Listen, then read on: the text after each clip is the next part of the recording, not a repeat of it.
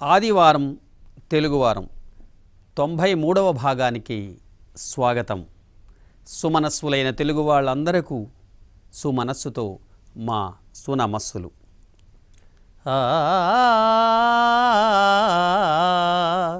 వేదముఖులతోడ వేదఘోషలతోడ విలసిల్లినట్టిది వేదభూమి.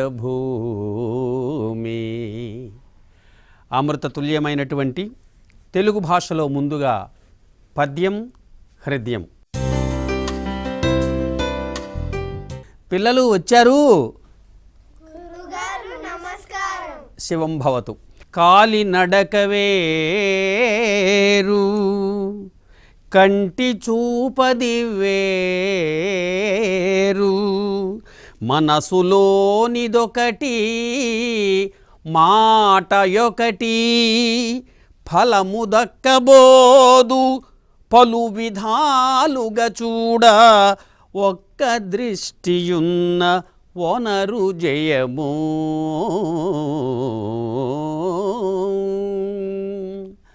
మొన్న ఒక సభకి వెళ్ళాను. వెళ్ళి నేను 2వ వరుసలో కూర్చున్నాను. కూర్చునేసరికి నా పక్కనే ఓ తండ్రి కూర్చున్నారు. ఈ మధ్యలో ఒక అమ్మాయిని, అంటే వారి అమ్మాయినే పిలిచారు. పిలిచి వెళుతునేటప్పుడు ఆ అమ్మాయి నా కాలు తొక్కి వెళ్ళింది. వెళ్ళేసరికి ఆయన పిలిచారు. పిలిచేసరికి ఆ అమ్మాయి మరి వెనక్కి పలకల, వెళ్ళిపోయింది. అప్పుడు అతను నన్ను క్షమించండి, ఏమనుకోకండి అన్నారు. నిజానికి నాకు అతనితో పరిచయం లేదు. అంటే చిన్నప్పటి నుండే పిల్లలకు ఎలా ప్రవర్తించాలి అనేది కొంతమంది తల్లిదండ్రులు మాత్రమే చెప్తున్నారు. మన సంప్రదాయం ఒకటి ఉంది, పెద్దవాళ్ళకి కాలు తగిలితే ఒక నమస్కారం చెయ్యాలి, అయ్యా క్షమించండి అనాలని. ఇవన్నీ ఇప్పుడు ఎవరు పట్టించుకోవట్లే. కాలు తొక్కి మరీ గట్టిగా వెళుతున్నారు. ఎలా ఉంది అన్నట్టుగా మొహం పెడుతున్నారు. అయితే అందుకని అతను అన్నారు, ఒక మాట అన్నారు. అతను ఏమిటన్నారంటే, ఈ పిల్లలు ఇంతేనండి, చూపు ఒకవైపు, కాలు నడక ఒకవైపు అన్నాడు ఆయన. నడక ఒకవైపు, చూపు ఒకవైపు. చాలామంది ఇలాగే చూస్తుంటుంటారు. ముందుకు పరిగెడుతుంటుంటారు, వెనక్కి చూస్తుంటుంటారు ఎవరైనా వస్తున్నారా అని. ఏమిటవుతుంది, మనం చెప్పినా వినరు. అలాగే చాలామంది బళ్ళు నడుపుతుంటుంటారు, మనం చూస్తుంటాం. వాడు కూడా చాలా తొందరగా వెళుతూ పక్కనటువంటి వాడిని మరి చూడ్డు, వెనక ఎవరు వస్తున్నారు ఏంటి చూడ్డు. ముందుకు పోని చూస్తాడంటే ముందుకి చూడ్డు. ఆ పక్కన ఏదో కనపడుతుంది వాడికి, ఒక ఆకర్షణ. ఆ ఆకర్షణ వైపు వెళుతుంటుంది. ఈ మధ్యలో ఏదో జరిగిపోతుంది. దీన్ని దృష్టిలో పెట్టుకొని మనం ఇది అంటున్నాం. ఇదేమిటంటే కాలు ఒకవైపు నడుస్తూ ఉంటుంది, మరి కన్ను దృష్టి ఇంకొక వైపు వెళుతుంది. అలాగే మనసులో ఇంకొకటి ఉంటుంది, మాట ఇంకోటి మాట్లాడుతుంటాం. ఇలా చేయకూడదు. అందుకే మనకు పెద్దలు చెప్పారు, సంస్కృతంలో చెప్పారు, మనస్యేకం వచస్యేకం కర్మణ్యేకం మహాత్మనాం. మనస్యన్యత్ వచస్యన్యత్ కర్మణ్యన్యత్ దురాత్మనామని. మహాత్ముడికి దురాత్ముడికి లక్షణం చెప్పారు. మనస్సులో ఏదైతే అనుకుంటాడో అదే చెప్తాడు, అదే చేస్తాడు. ఎవరయ్యా అంటే అతడు మహాత్ముడు అని అంటాం. ఇక మనస్సులో అనుకున్నది ఒకటి, చెప్పేది ఇంకొకటి, చేసేది ఇంకొకటి. ఇలాంటి వాళ్ళని దురాత్ములు అంటారు. కాబట్టి ఇక్కడ కూడా పిల్లలకి ఇది అలవాటు అవుతుంది, అది తప్పించాలి అనే భావంతో ఈ పద్యం చెప్పుకున్నాం. కాలి నడక వేరు, కంటి చూపది వేరు, మనసులోనిదొకటి మాట యొకటి, ఫలము దక్కబోదు పలు విధాలుగా చూడ, ఒక్క దృష్టియున్న వనరు జయము. అటొక దృష్టి ఇటొక దృష్టి ఉంచుకోకుండా ఏదైతే అనుకున్నామో, లక్ష్యం అనుకున్నామో, గురి అనుకున్నామో దానివైపే మనం వెళుతూ ఉంటే, ఆ పని చేస్తూ ఉంటే తప్పకుండా మనకి జయం సిద్ధిస్తుంది అనేది ఇక్కడ మనకి సారాంశం. ఇది ఇక్కడ ఉంచుదాం. ఇప్పుడు సామెత ఆమెత. మనం ప్రతి వారం చెప్పుకుంటున్నట్టుగానే ఇవాళ ఒక సామెత చెప్పుకుంటున్నాం. ఏంటో తెలుసా అమ్మ? అది వింటున్నారు కదా. అదృష్టం లేకపోతే అరటిపండు తింటున్నప్పుడైనా పన్ను విరిగిపోతుందట. అదృష్టం లేకపోతే అలాగే ఉంటుంది. అరటిపండు ఎలా ఉంటుందయ్యా? గట్టిగా ఉంటుంది. ఏమిటి? గట్టిలాగా లేదు కదా. ఎలా ఉంటుంది? అది మెత్తగా ఉంటుంది. మెత్తగా ఉన్నప్పుడు పన్ను విరిగిపోవడం ఏమిటి అంటే మనకు అదృష్టం లేదనమాట. అదృష్టం అనేది ఒకటి ఉంది. ఆ అదృష్టం అనేది ఉంటే వాడు ఏం చేసినా బ్రహ్మాండంగా వెళ్ళిపోతుంది. లేకపోతే ఏమీ కుదరదు మనకి. అందుకనే సామెతలన్నీ కూడా మనకు ఆమెతలు లాంటివి అని చెప్పుకుంటున్నాం. ప్రతి వారం చెప్పుకుంటున్నాం. అది ఎంతో జీవిత అనుభవం నుండి వచ్చినటువంటి సామెతలన్నీ ఉన్నాయి కాబట్టి ఆ సామెతలన్నీ కూడా ప్రతి వారం చెప్పుకుంటున్నాం. అదృష్టం అనేది చాలా అవసరమైనటువంటిది. దీనికి మళ్ళీ ముందుకు వెళ్తే మనకి కాలం మళ్ళీ మనకి ఎక్కువ అవుతుంది కాబట్టి అక్కడతో ఆపి ఇక రెండవది చూద్దామండి. ఆవు చేనులో మేస్తే దూడ గడ్డిని మేస్తుంది, ఎక్కడ ఒడ్డున మేస్తుందా అని ఒక సామెత ఉంది. ఏమిటంది? ఆవు చేనులో మేస్తే దూడ ఒడ్డున మేస్తుందా అని. ఇప్పుడు పెద్దవాళ్ళు మనం ఏ పని చేస్తూ ఉంటే పిల్లలు కూడా అదే చేస్తుంటారు. వద్దన్న పనులన్నీ చేస్తున్నాం అనుకోండి, మనం ఏమిటేమిటో అవన్నీ ఇక్కడ చెప్పకూడదు కానీ నేను అవన్నీ చేస్తూ ఉంటే పిల్లలకు ఎలా ఉంటుందంటే, ఓహో మా నాన్న చేస్తున్నాడు ఇలాగా, మనం చెయ్యొచ్చు కదా అనుకుంటుంటారు. కాబట్టి ఇట్టి పరిస్థితిలో కూడా ఇంటిలో ఉన్నటువంటి పెద్దలు మనం ఇదిగో ఇలాంటి పనులంటే కూడా ఏదైతే మనం కూడదంటామో అలాంటి పనులు ఆపితే పిల్లలు కూడా అవి చేయకుండా పెద్దల్ని అనుసరిస్తారు. మంచి పనుల మీద మనం ఆకర్షితులను చేసే ప్రయత్నం మనం పెద్దవాళ్ళమే చేయాలి. అందరికీ తెలుసు, మనం చాలా చాలా ధారావాహికాలు చూస్తున్నాం. ఆడవాళ్ళు పెద్దవాళ్ళు ఇళ్లలో ఉన్నటువంటి వాళ్ళు అతి భయంకరమైనవి కొన్ని వస్తూ ఉంటుంటాయి. అన్నీ తిట్టుకుంటుంటాం. తిట్టుకుంటుంటూ మళ్ళీ చూడడం ఎందుకండి? ఆపేవచ్చు కదా, మన చేతిలో ఉంది కదా. అలాంటివి పిల్లలకి మనకు చాలా ఇబ్బందికరమైనటువంటి వాటిని ఆపాలి. ఇప్పుడు పిల్లల కోసమే ఇదిగో ఇలాంటి కార్యక్రమం ఉంది. చాలా కార్యక్రమాలు చేస్తున్నారు అన్నీ కూడా. అందరూ కూడా చేస్తూనే ఉన్నారు. వాటిని చూపించాలి, పని కట్టుకొని చూపించాలి. దానివల్ల ఏదో కొంచెం మంచి వస్తుంది. అంతే తప్పించి అలాంటివి మనం చూపించకూడదనే భావం మన పెద్దల్లో కలిగితే చక్కగా ఉంటుంది. అంతే కదర్రా. దీన్ని ఇక్కడ ఉంచుదామండి. సామెతలు ఆమెతలు అన్నటువంటిది. భక్తి, దేశభక్తి. ప్రతి వారం చెప్పుకుంటున్నట్టే గురజాడ అప్పారావు గారి గురించి మనం ఒక గేయం, అదే అందరికీ తెలిసినట్టుంది, ప్రతి వారం చెప్పుకుంటున్నాం, దేశమును ప్రేమించుమన్నా అన్నటువంటిది. ఇందులో కొత్తదనం ఏమిటి అయ్యా అంటే, మహానుభావుడు గురజాడ వారు సంగీతంలో నిష్ణాతుడు కాబట్టి ఒక్కొక్క చరణాన్ని ఒక్కొక్క రాగంలో అంటూ మళ్ళీ ఆ పల్లవిని కూడా అదే రాగంలో పెడుతూ ఆపుతున్నాం. ఇప్పుడు ఇంకో చరణం చెప్పుకుంటున్నాం చూడండి. ఇది రాగం తెలిసిన వాళ్ళందరికీ అర్థమవుతుంది, ప్రతి వారం చెప్పుకుంటున్నట్టుగానే. ఇప్పుడు ఈ రాగంతో నేను ఈ పల్లవిని అంటున్నా, ఈ చరణాన్ని అంటున్నాను ముందు, తర్వాత పల్లవి అలాగే వస్తుంది అనుకోండి. మీరు కూడా జాగ్రత్తగా వినండి.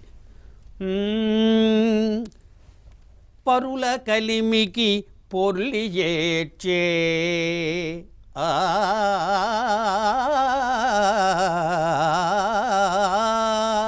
పరుల కలిమికి పొర్లి ఏడ్చే పాపికెక్కడా సుఖం కద్దోయ్. ఒకరి మేల్ తన మేలనించే నేర్పరికి మేల్ కల్లలోయ్. దేశమును ప్రేమించుమన్నా మంచి అన్నది పెంచుమన్నా వట్టి మాటలు కట్టి పెట్టోయ్. గట్టి మేల్ తల పెట్టబోయ్, గట్టి మేల్ తల పెట్టబోయ్. ఇది ఒక రాగంలో మనం ఇది చెప్పుకుంటున్నాం. పరుల కలిమికి ఎవరికైనా బాగా ఉందనుకోండి, పక్కనున్నటువంటి వాడికి వీడు ఏడుస్తాడు. పొర్లి పొర్లి ఏడుస్తాడు. వాడికి ఉంది, వాడికి చాలా ఎక్కువ ఉంది, మనకి లేదు అని గోల పెడుతూ అని ఏడుస్తూనే ఉంటుంటాడు. అది ఆ లక్షణం మంచిది కాదు అని చెప్తున్నాడు. ఇంకోటి ఏమిటంటే అలాంటి వాడికి సుఖం అనేది ఎక్కడా ఉండదు. ఎటివాడి కోసం బాధపడేవాడికి ఆ వాడికి ఉంది అని మనకి లేదు అని ఏడ్చేవాడికి సుఖం ఎక్కడా ఉండదు. ఇంకా ఎలా ఉండాలి అయ్యా అంటే ఒకరి మేలు, ఎవరికైనా మేలు జరిగిందంటే తనకు మేలు జరిగినట్టుగా కొంతమంది ఆనందపడిపోతుంటుంటారు. పోలే సంతోషం, మనవాడు మంచి అభివృద్ధిలోకి వెళ్తున్నాడు, చాలా చక్కగా ధనం సంపాదించుకుంటున్నాడు అని ఎవరైతే అనుకుంటారో వారికి మేలు అనేది జరుగుతుంది. వీడికి ఇప్పుడు కాకపోయినా ఇంకొకప్పుడైనా జరుగుతుంది అనేది ఇక్కడ మనం చాలా గొప్పగా తెలుసుకోవాల్సినటువంటి విషయం. గురజాడు వారు మనకి మొత్తం చాలా సుదీర్ఘమైనటువంటి మనకి గేయం రాశారు. అందులో ఒక్కొక్క చరణం మనం చూస్తున్నాం కదా ప్రతి వారం. ఇప్పుడు ఇది మీరు అనాలి అనండమ్మా. పరుల కలిమికి పొర్లి ఏడ్చే పాపికెక్కడా సుఖం కద్దోయ్ ఒకరి మేల్ తన మేలని ఎంచే తన మేలనెంచే నేర్పరికి మేల్ కొల్లలోయ్. ఇది మనం ప్రతి వారం చెప్పుకుంటున్నాం. రాగాలు మారుస్తున్నాం, రాగంతో పాటే పల్లవిని కూడా మార్చి అంటున్నాం. ఇది ఇక్కడ ఉంచుదామండి. ఇప్పుడు కథలు సుధలు. ఇవాళ మనం చెప్పుకోబోయే కథ ఏమిటయ్యా అంటే ఆగ్రహము అనుగ్రహము. ఆగ్రహం అంటే ఏమిటనుకున్నామమ్మా? అది కోపం. కోపం ఉండేటప్పుడు ఎలా ఉంటాయి? మనకు తెలియకుండానే కళ్ళు ఎర్రబడతాయి, ఒళ్ళు కూడా ఎర్రబడుతుంది, ముఖం కూడా. అవునా కాదా? మరి మనకైతే ఇలా, మరి దేవుళ్ళకైతే వాళ్ళు ఏదంటే అది అయిపోతుంది. ఎవరికి ఇంతకీ కోపం వచ్చింది?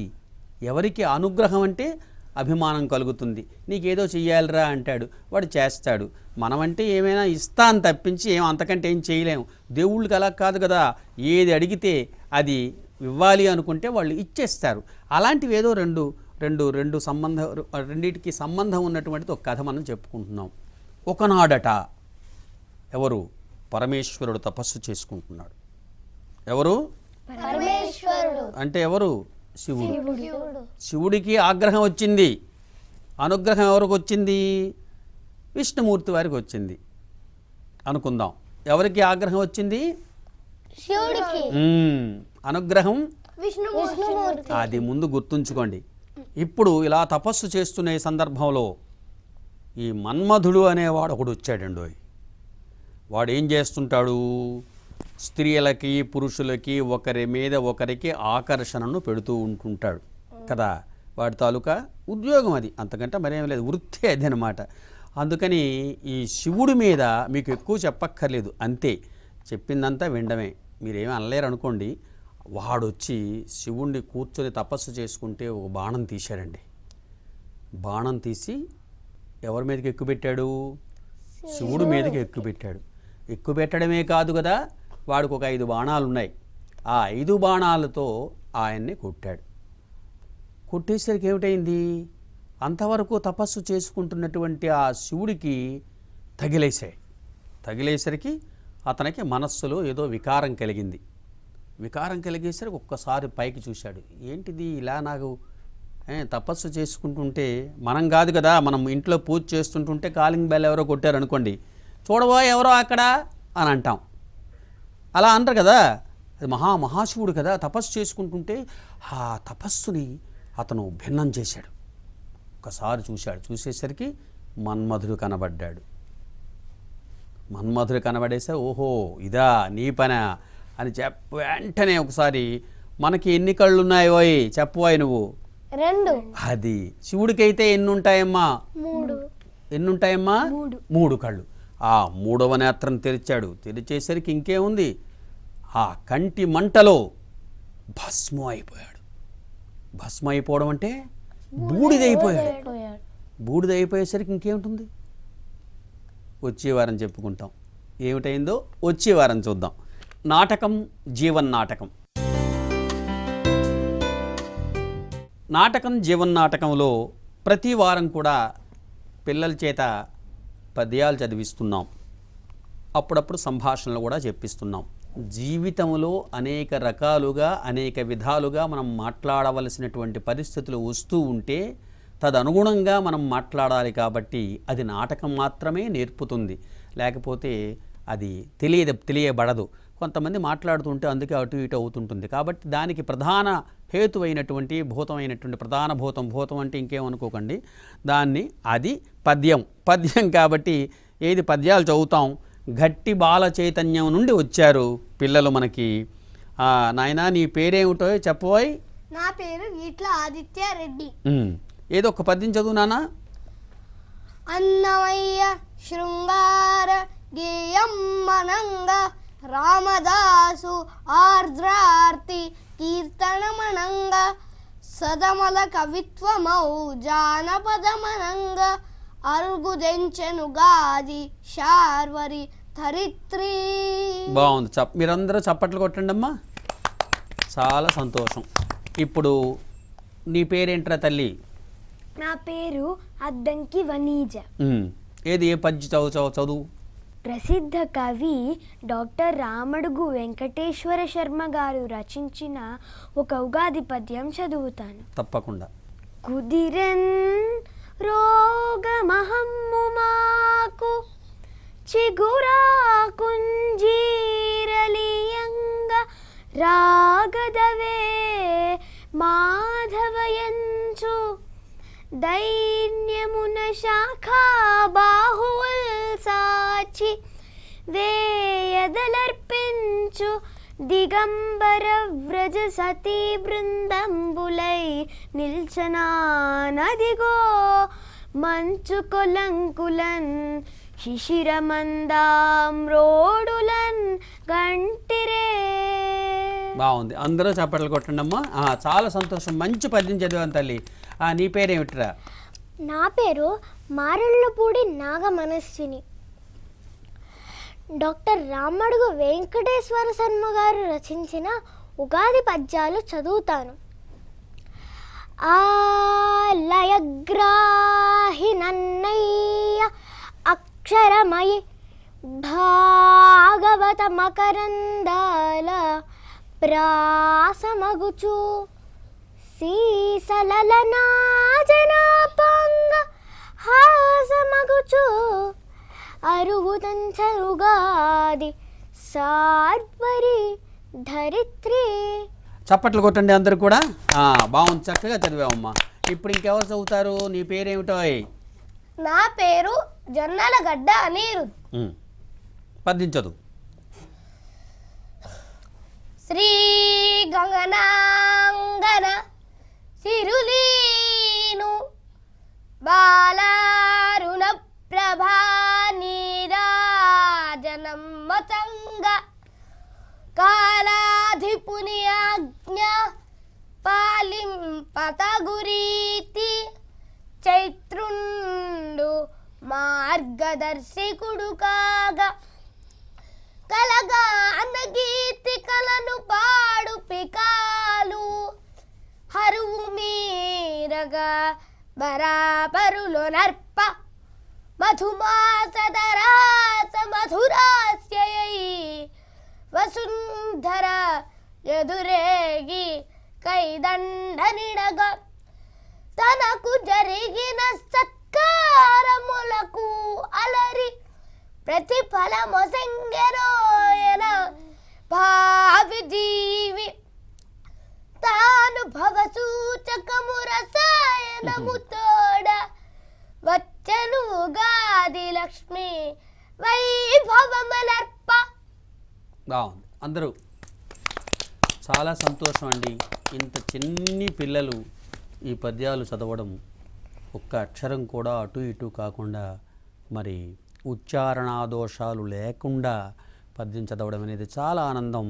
మీ పిల్లల్ని కూడా ఒక్కసారి ముందు కూర్చోబెడితే వాళ్ళు కూడా నేర్చుకోవడానికి కొంత ఒక ప్రయత్నం చేస్తారు. వింటే చూస్తే ఒక ప్రయత్నం అనేది చేయవచ్చు అని మీ అందరినీ ఒక్కసారి కోరుతూ ఇప్పుడు పునశ్చరణ. నాయన ఇవాళ మనం ఈ వారంలో అనుకున్నవే కొన్ని ఒకటి రెండు ప్రశ్నలు వేస్తాను మిమ్మల్ని. పరమేశ్వరుడు తపస్సు చేసుకునేటప్పుడు ఎవరయ్యా వచ్చారు? అబ్బో, మన్మథుడు బాణంతో కొట్టాడు. కొట్టేసరికి శివుడికి ఏమిటైంది? ఆగ్రహం వచ్చిందా, అనుగ్రహం వచ్చిందా? అమ్మా నువ్వు చెప్పు వనీజ. ఆగ్రహం వచ్చింది. వెంటనే ఏం చేశాడోయ్? వెంటనే శివుడు తన 3వ కన్ను తెరిచాడు. వాడు ఏంటయ్యాడు?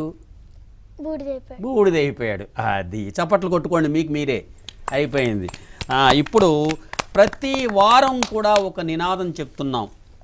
ఆ నినాదం మనం పిల్లల చేత అనిపిద్దాం. రాతల్లో పలుకుల్లో తెలుగుదనం పల్లవిస్తేనే వెలుగుదనం. ప్రతి తెలుగువాడు పద్యాలు 10 నేర్చి తెలుగు సంస్కృతిన్ పండించి తేజమంది పద్య వైభవ దీప్తితో వరలుచుండి తెలుగు వెలుగుల జిలుగులన్ తెలుపుగాక. మీరు చూస్తున్నారు, చాలా కాలం నుండి ధారావాహికంగా ఆదివారం తెలుగువారం అనే ఈ కార్యక్రమం మీ ముందుకి వస్తూ ఉంది.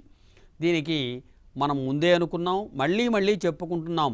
సోమవారం నుండి శనివారం వరకు కూడా మీ ఇష్టం వచ్చిన వృత్తిలో ఉండండి, మీ ఇష్టం వచ్చిన భాష మాట్లాడండి. కనీసం ఆదివారమైనా మీ పిల్లల్ని మనవాళ్ళని ఇక్కడ కూర్చోబెట్టుకొని హాయిగా ఈ పద్యాలు వినిపించడం, లేదా మీరు అనిపించడం, ఒక కథ చెప్పడం, సామెత చెప్పడం. మీకు ఏమీ రాకపోతే తెలుగులో వరసలైన పిన్నమ్మ, చిన్నాన్న ఇటువంటి వరసలైనా మీరు చెప్తారని హృదయపూర్వకంగా మిమ్మల్ని అభ్యర్థిస్తూ ఆదివారం తెలుగువారం